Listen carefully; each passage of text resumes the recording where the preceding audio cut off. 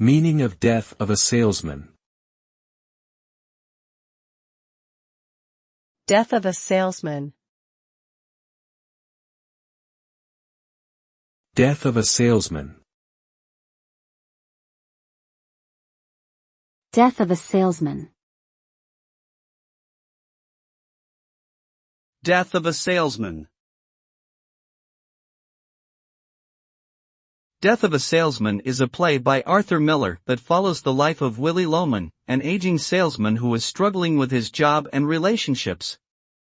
As the story progresses, Willie becomes increasingly disillusioned with his life and begins to spiral into mental instability. Ultimately, he takes his own life, hoping to provide financial security for his family through his life insurance policy. The play explores themes of the American dream, disillusionment, and the cost of striving for success in a capitalist society.